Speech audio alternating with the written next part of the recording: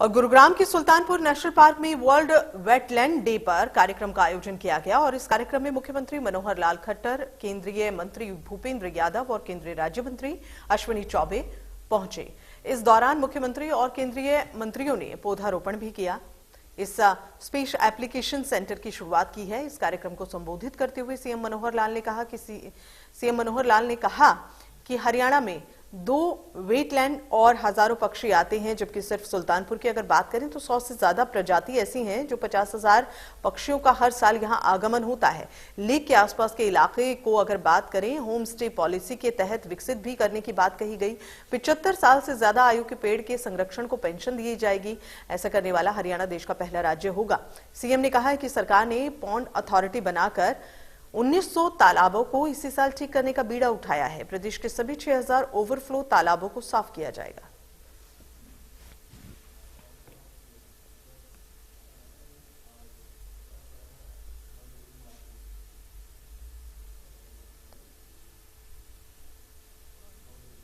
बल्कि हमारे इर्द गिर्द वन्य प्राणी, जीव जंतु,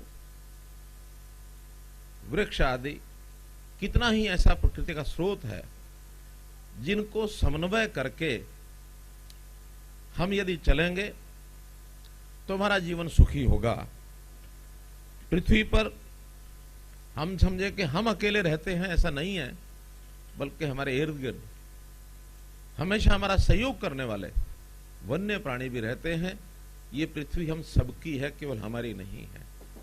इसलिए आज के दिन ये जो वेटलैंड दिवस है, इसके पीछे की जो भूमिका बताई गई है कि पृथ्वी और ये पानी, ये दोनों हमारे लिए उपयोगी हैं, तो दोनों का संरक्षण करना, दोनों का समन्वय बैठाना, दोनों का तालमेल बैठाना, ये बहुत आवश्यक है। सुल्तानपुर लेक और भिंडावास लेक, इसमें हजारों पक्षी ये दूसरे प्रदेशों से आते हैं, दूसरे देशों से आते हैं। रादर यहां आज ही मैंने जो जानकारी ली तो सुल्तानपुर में 100 से अधिक प्रजातियां, लगभग 50,000 पक्षी ये हर वर्ष यहां पहुंचते हैं। इसी प्रकार का हमारा जो दूसरा वेटलैंड है भिंडावास, वहां भी लगभग 80 से अधिक प्रजातियां और वहां 100 से अधिक निवासी प्रजातियां भी हैं जो हमारे यहां हरियाणा में स्थानीय तौर पर पाई जाती हैं।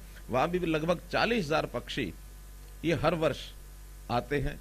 तो एक बहुत बड़ा ये एक जिसको कहना चाहिए एक उद्यम है जो राष्ट्रीय उद्यान की इस परंपरा में देखने को मिलता है।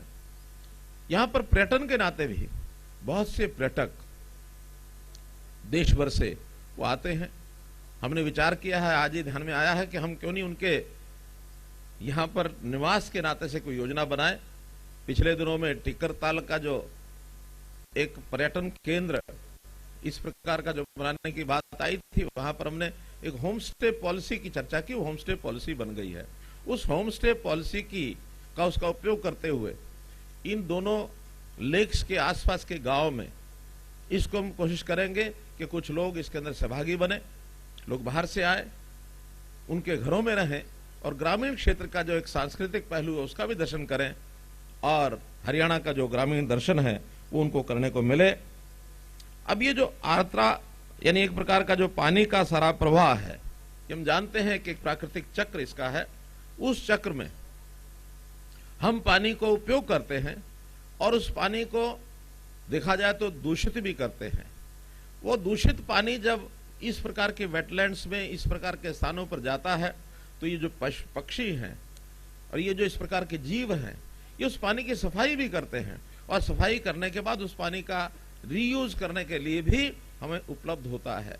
तो इस प्रकार इस प्राकृतिक चक्र के पूरा करने में इनका जो हमको एक जो लाभ मिलता है, इस लाभ को लेने के लिए आज हमारे लिए, जैसा मैंने कहा, एक संकल्प का दिन है कि हम संकल्प करें कि प्रकृति के साथ छेड़छाड़ नहीं करेंगे। प्रकृति हमारे लिए बहुत ही एक ऐसा विषय है जिसका संतुलन बना रहेगा तो हमारा जीवन शुद्ध सात्विक रहेगा, स्वस्थ रहेगा, लंबे जीवन की हम कल्पना कर सकते हैं। लेकिन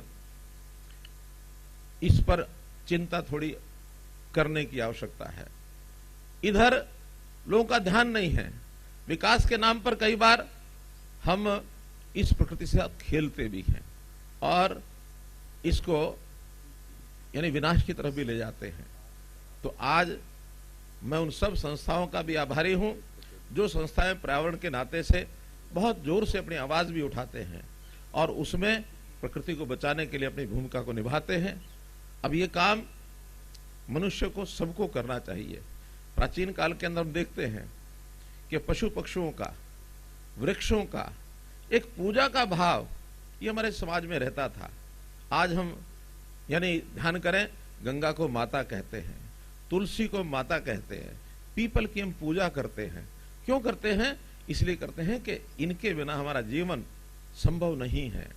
हमने अपने यहाँ हरियाणा में पेड़ को केवल पेड़ नहीं कहा है, हमने उनको प्राणवायु देवता कहा है कि हमारी प्राणवायु के ऊपर यानी एक प्रकार का हमको उनका प्रदान करते हैं, ऑक्सीजन प्रदान करते हैं। और इस वर्ष जब ये ऑक्सीजन का संकट हमने देखा कोविड के दिनों में, तो ऑक्सीजन को किस प्रकार से मात्रा बढ़ाई जाए, वनों का प्रसार किया जाए, वन लगाया जाए। और हमने यहां तक भी किया कि इस वर्ष के लगने वाले वन, उनका नाम भी ऑक्सी वन रखा है कि जो वन लगेंगे उनका